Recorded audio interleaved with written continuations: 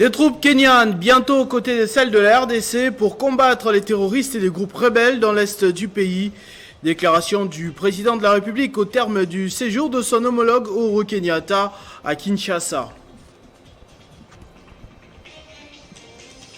Quelques heures plus tôt, les élus de la partie est du pays, justement, quittaient la plénière du jour, pourtant capitale pour cette session, un sabotage en solidarité des populations qui vivent dans l'insécurité la plus totale dans les différentes circonscriptions électorales. Les chefs religieux appellent à la dépolitisation de la réforme électorale, gage d'un processus apaisé pour les prochaines échéances. C'était au cours d'une réunion que nous allons décrypter dans ce journal.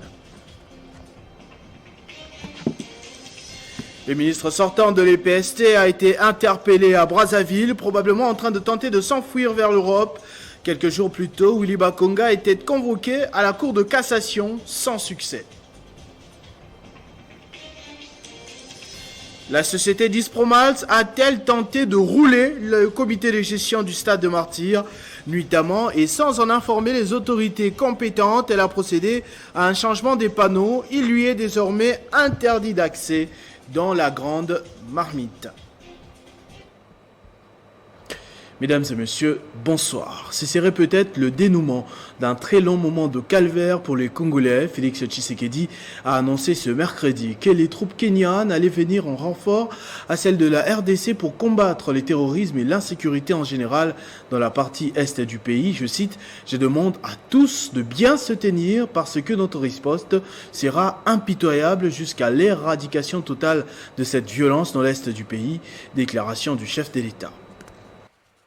Et dans les semaines qui viennent, les troupes kenyanes vont donc arriver en République démocratique du Congo pour appuyer nos forces armées afin d'attaquer de la manière la plus efficace qui soit ce problème de terrorisme et de violence à l'est de notre pays. Je demande à tous de bien se tenir parce que notre riposte sera impitoyable et jusqu'à l'éradication totale de cette violence à l'Est. Le deuxième axe sur lequel nous nous sommes attardés, c'est celui des infrastructures. Nous allons réussir, grâce au Kenya, à relier l'Est, l'Afrique de l'Est à l'Afrique de l'Ouest. Donc l'océan Indien à l'océan Atlantique. Pendant ce temps, il s'est passé des choses à l'Assemblée nationale. Des députés ont décidé tour à tour de sécher la plénière de ce mercredi, pourtant très capitale pour cette session de mars. Pour cause, cette insécurité chronique dans la partie nord de la Chambre, la partie nord-orientale du pays. Le président de la Chambre basse, Christophe Mbosso, menacé par une pétition ayant obtenu la signature de plus d'une centaine des députés, n'a pas pu se retenir et n'a pas pu retenir ses collègues dans l'hémicycle. Il s'agissait en effet d'une des plénières les plus attendues de cette session de mars, essentiellement législative. Censé débattre sur la loi électorale proposée par les députés nationaux Christophe Lutundula, la plénière a été frappée par l'absence d'une grande partie des députés en solidarité à leurs électeurs en proie d'une insécurité chronique et de plus en plus violente ces derniers mois. D'abord, c'est ceux de l'Ituri qui quittent la salle, faisant la sourde oreille aux appels du président Mbosso avant d'être rejoints dehors par ceux du Nord et Sud Kivu. Rencontrés dans les couloirs, des élus tels que Moïse Nyarugabo ont affirmé qu'il ne servait à rien de voter des lois pendant que les populations souffraient. La situation de l'Est du pays, bien que ne datant pas d'aujourd'hui, s'est encore détériorée ces derniers mois. Au début de l'actuelle session de mars, le président de la Chambre basse, Christophe Mbosso-Kodia, avait osé pointer du doigt publiquement les élus de cette partie du pays comme les responsables de cette tragédie. Des affirmations qui lui ont valu des demandes d'excuses et peut-être aujourd'hui son départ de ce siège. Le PPRD Willy Bolia a affirmé avoir recueilli déjà quelques 125 signatures pour la mise à l'écart de Christophe Mbosso-Kodia qui dirigerait la Chambre en véritable dictateur, refusant la parole aux élus et les traitant comme ses enfants. Très préoccupés par la question électorale, souvent à la base de la discorde dans le pays, les confessions religieuses ont de nouveau pris langue sur la question des réformes électorales, une déclaration qui intervient le lendemain de l'élection du président de la Cour constitutionnelle et qui insiste sur la dépolitisation des élections pour garantir la paix sociale. C'est une occasion propice pour nous de rappeler que la finalité des réformes attendues d'urgence dans ces domaines, c'est de renforcer les mécanismes légaux susceptibles de garantir l'indépendance, la neutralité, l'impartialité de la CENI, de façon à rassurer tous les compétiteurs électoraux de la crédibilité des élections de 2023. Pour y parvenir, l'enjeu majeur reste la minimalisation de l'influence politique sur la centrale électorale. Ce qui est revenu dans les rapports de la quasi-totalité des composantes de la société civile qui ont abordé la question des réformes électorales en termes de dépolitisation de la CENI. C'est ce qu'a bien perçu le chef de l'État, le président Félix Antoine Tshisekedi Tshilombo, qui, dans l'esprit du consensus de Sun City, a fermement promis d'œuvrer en faveur d'une CENI tenue par la société civile. Le président du Sénat, Modeste Bahati Lukwebo, de son côté, continue d'apporter son soutien total au président de la République et ses décisions. Au cours de la réunion de conférence des présidents de la FDCA, il a mobilisé ces différents présidents de la FDCA pour l'investiture du gouvernement Samalou Kondé dans les prochains jours. Au cours de cette rencontre, l'autorité morale de la FDCA, Modeste Bahati Lukwebo, a lancé un appel pressant à tous les élus de son regroupement politique pour un vote massif en faveur de l'investiture du gouvernement Samalou Kondé. Un appel reçu favorablement par les députés nationaux, membres de la FDCA, en même temps membres de l'Union sacrée de la nation. Les partis et personnalités politiques de la FDCA remercient et félicitent à la fois son Excellence Félix Antoine Tshisekedi Tshilombo pour la réussite de cette œuvre grandiose. Deuxièmement, la conférence des partis et personnalités politiques a demandé à tous ces élus d'investir le gouvernement Samalou Kondé et de l'appuyer totalement jusqu'au bout. Cette réunion des conférences de présidents conduite par la présidente nationale ad intérim de la FDCA, Rombe Kazang, a été aussi l'occasion pour les membres de l'organe des décisions du regroupement d'établir sur les questions liées à la composition des cabinets ministériels. Pour parler de l'Assemblée nationale, nous sommes justement avec un des élus ayant pris la décision de quitter la plénière de ce jour, élu du Nord Kivu, le député Ayubangira Safari de Massissi plus précisément. Bonsoir. Bonsoir. Alors première question, qu'est-ce qui a intimement motivé votre décision, à savoir de quitter la plénière de ce mercredi, quand on sait que la situation actuelle dans l'Est du pays n'est pas du tout nouvelle? Bon, il s'est fait que la situation continue à se dégrader du jour au jour. Et pas loin qu'hier, il y a eu une attaque en pleine ville de Bunia.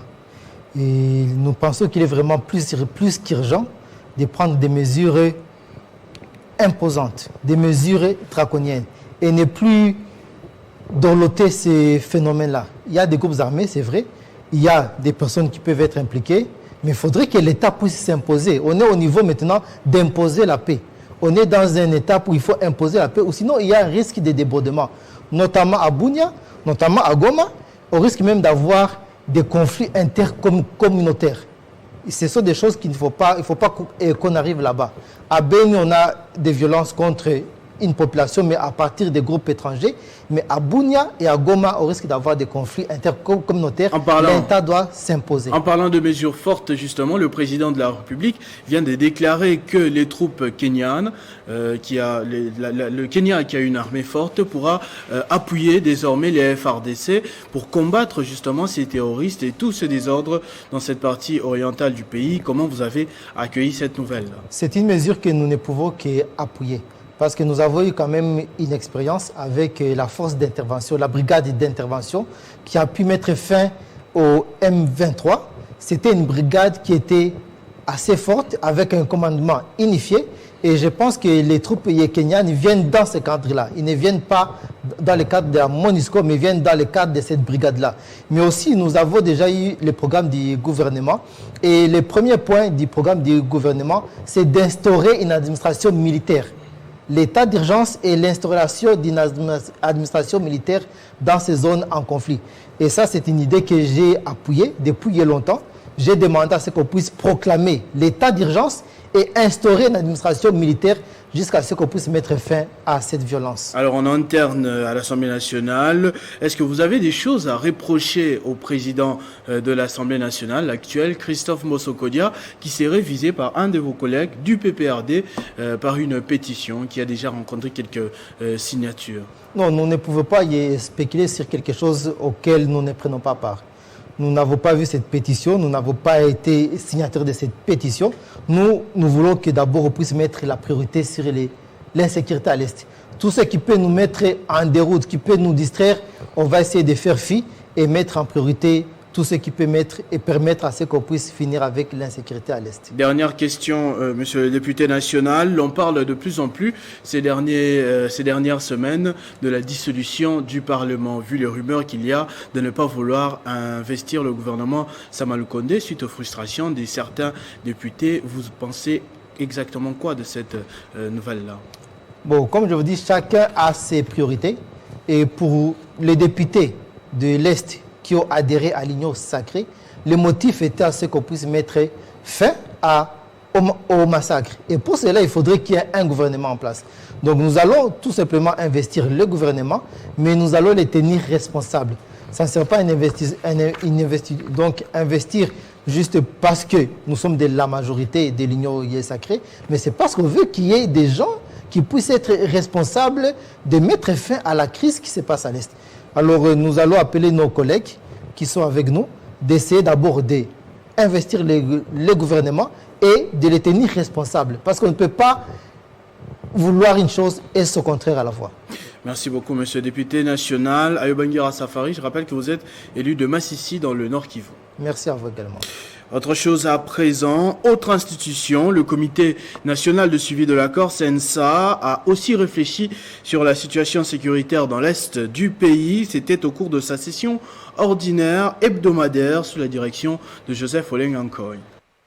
Le Conseil national de suivi de l'accord et du processus électoral s'est réuni en session ordinaire hebdomadaire. À cet effet, plusieurs points ont été débattus, notamment la situation sécuritaire de la partie est du pays, la situation politique du pays après la publication du gouvernement de la République, le débat en cours au Parlement sur la réforme de la loi portant organisation, fonctionnement et attribution de la CENI, ainsi que la loi portant organisation des élections. Sur ce, le CNSA soumettra au Parlement ses recommandations sur ces matières, conformément au chapitre 6 de l'accord du 31 décembre 2016. Le CNSA invite une fois de plus le peuple congolais à soutenir le gouvernement de la République.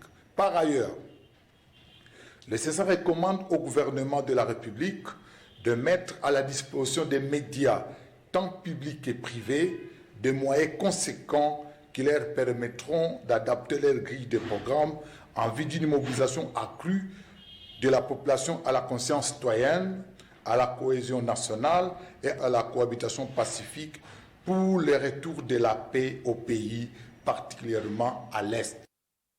Il a été chargé de l'éducation nationale, un des projets phares du président de la République pour ce mandat. Willy Bakonga, ministre sortant de l'enseignement primaire, secondaire et technique, a été interpellé à Brazzaville ce mardi d'après la chaîne d'information France 24, alors qu'il était convoqué à la Cour de cassation la semaine dernière au sujet des enquêtes sur d'éventuels détournements des fonds dans son secteur. Willy Bakonga ne s'est jamais présenté devant le juge. D'après la cage de Georges Kapiamba, ce célèbre promoteur d'école avait avec lui quelques 2 millions de dollars en liquide avant d'être débarqué d'un régulier d'Air France, actuellement détenu dans les services d'intelligence brassavillois. L'on réclame son extradition afin de mettre au clair certains dossiers. L'ICCN Cosma Wilungula a reçu l'ambassadeur de la République fédérale d'Allemagne auprès de la RDC. Les deux personnalités ont évalué les appuis sur les efforts supplémentaires concernant un certain nombre d'aires protégées qui ne font pas partie de 5 sites du patrimoine mondial. C'était un entretien dans le domaine de la conservation de la nature.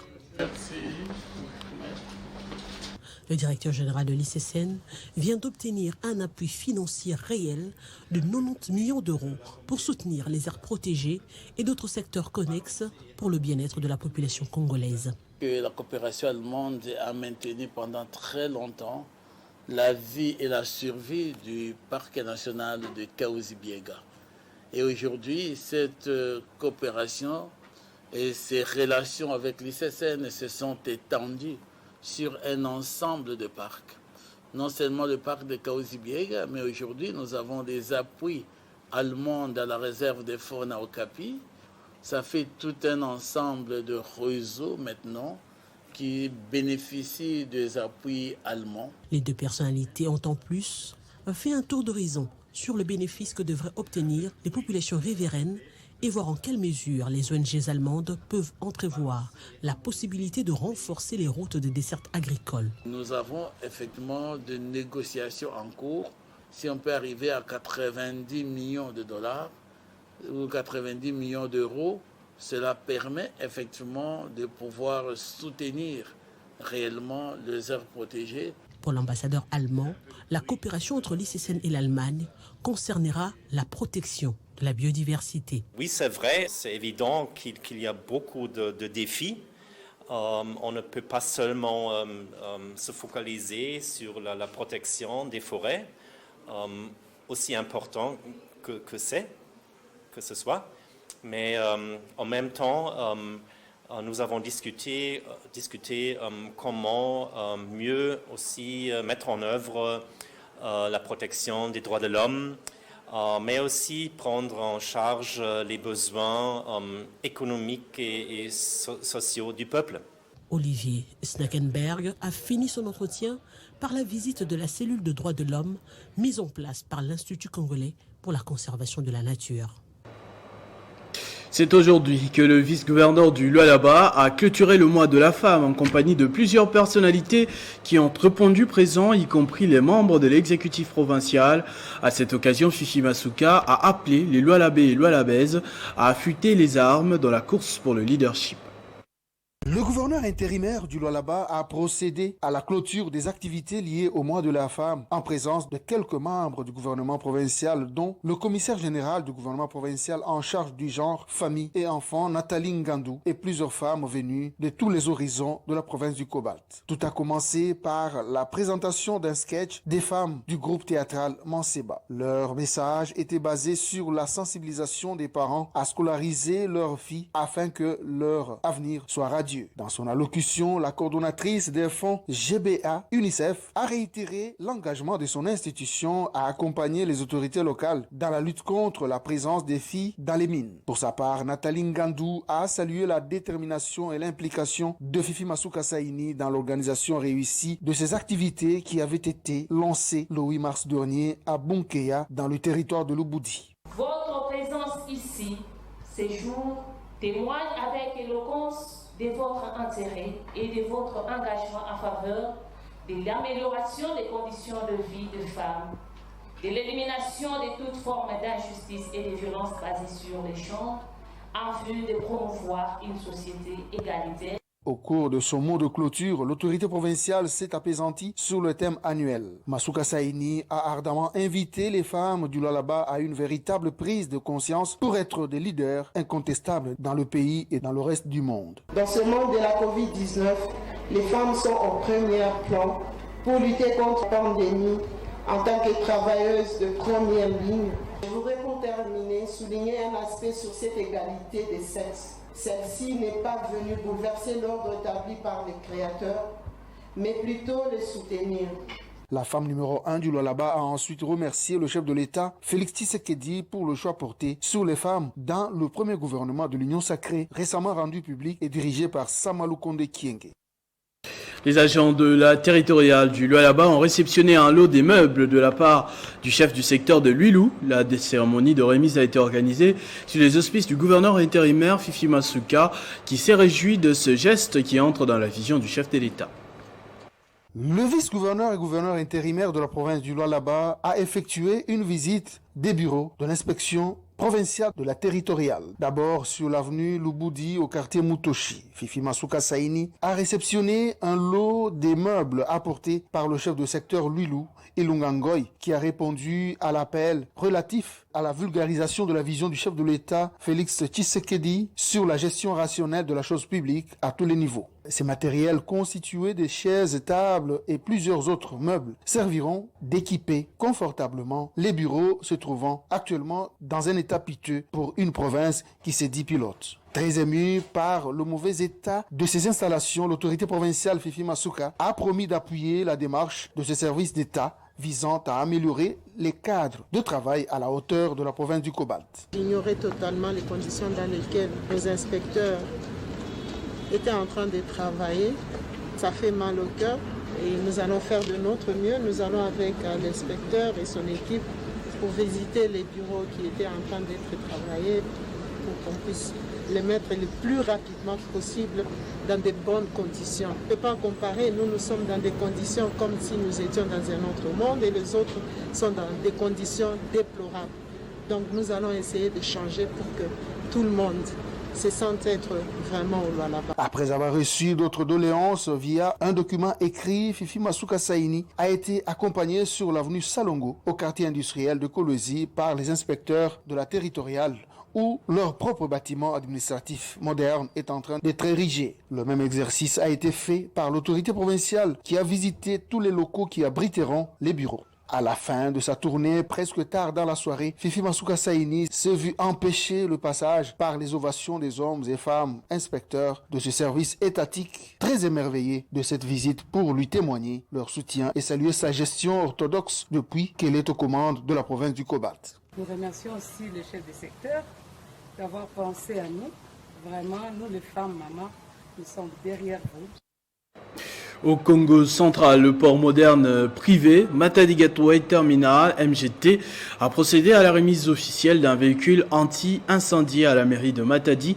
Cette action entre dans le cadre de la collaboration qui existe entre cette société et l'hôtel de ville. Après plusieurs actions à impact visible posées en faveur de la ville de Matadi et du Congo central, Matadi Gateway Terminal, MGT va encore plus loin et offre à la mairie de Matadi un véhicule anti-incendie. C'est le directeur administratif de ces ports modernes privés, Eric Zangumbila, qui remet officiellement le don au maire de la ville, Patinzuzi Wamakendi. Monsieur le maire de la ville, au nom de notre directeur général, je vous remets officiellement l'acte de cession de ce véhicule. Comme vous pouvez le constater, c'est un acte de cession notarié par le notaire, ainsi que tous les documents de bord qui vont accompagner ces véhicules. Vraiment, si vous pouvez demander au personnel qui vont l'utiliser un bon usage de ces véhicules, parce que ça va de la vie même de nos populations. Bien avant cela, une démonstration sur les ex-véhicules est effectuée par les sapeurs-pompiers de MGT. Ce geste vise à cimenter la collaboration entre la mairie et les MGT, les grands bénéficiaires n'étant autre que la population qui désormais sera protégée contre les incendies. Que dire d'autre? Si ce n'est pas de montrer à cette population comment est-ce que MGT intervient pour le bien-être des Matadiens. Nous voyons comment vous intervenez dans des milieux sociaux, éducatifs, dans des centres hospitaliers. Voici que la mairie bénéficie d'un camion utilitaire. Je ne peux que dire, au nom de son Excellence, Monsieur le gouverneur de province, merci. Signalons que 5 ans depuis l'installation des MGT, il a été enregistré dans le chef-lieu du Congo central. Presque une quarantaine de cas d'incendie, dont certains ont nécessité son intervention. En sport, il s'observe depuis dimanche le changement de panneau publicitaire au stade de Martyrs de Orange à Vodacom, une installation faite nuitamment par la société Dispromalt qui gère le dossier avec Vodacom et sans en informer le gestionnaire. De ce fait, le comité de gestion du stade de Martyrs a pris un bon nombre de décisions, dont l'interdiction de Dispromalt de pénétrer dans les installations du complexe Omnisport Stade de Martyrs. L'affaire des panneaux publicitaires de la société Vodacom qui entoure la coupole du stade de Martyrs est à la base de cette décision du comité de gestion. La préservation des intérêts supérieurs de l'État à ceux des partenaires Orange RDC qui exécutent de bonne foi les contrats en cours passe nécessairement par la descente immédiate de tous les panneaux publicitaires de la société Vodacom mis par défi nuitamment sur la coupole supérieure du bâtiment. Il est interdit des jours et des nuits à Dispromat de pénétrer dans les installations du complexe Omnisport Stade des Martyrs. Pour Yves Kambala, la procédure a été biaisée et c'est la dénote d'une barbarie organisée par la société Dispromalt. Il est vrai, il est clair qu'ils ont profité d'un moment donné où on croit que l'État n'existe pas. En plus de pertes de biens depuis la mise en place de la sécurité de Dispromalt, le gestionnaire du stade parle d'un trafic d'influence. Ça se passe entre les individus, que ce soit même dans l'administration sportive. Ils sont en complicité. Et on en profite parce qu'on sait que non, il n'y a pas un gouvernement, il n'y a pas un ministre, et puis on joue au trafic d'influence. Pour vous dire que non, voilà, ça vient de la présidence, ça vient de tel parti proche du pouvoir, c'est faux. Il faut rappeler que le dossier sur l'affichage de panneaux publicitaires remonte du ministre Niango, qui en son temps avait traité de léonin ce contrat pour la remplacer par un contrat Orange. Ce journal est terminé, je vous en rappelle les principaux titres.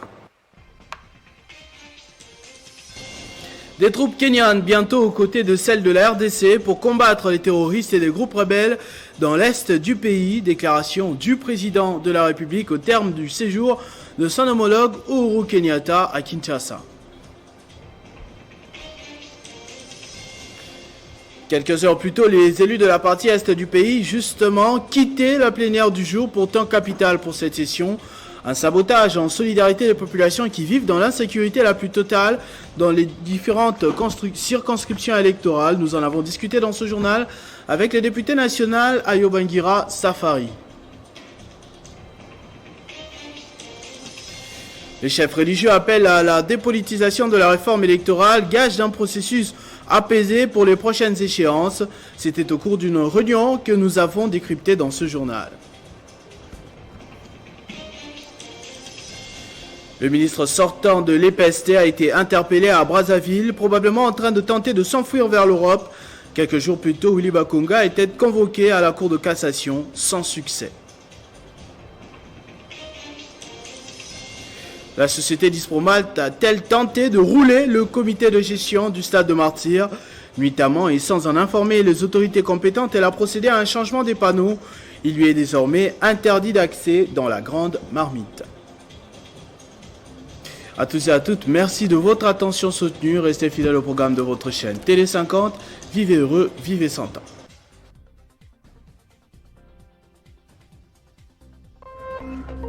Téléchargez les infos Télé 50 sur www.télé50.cd.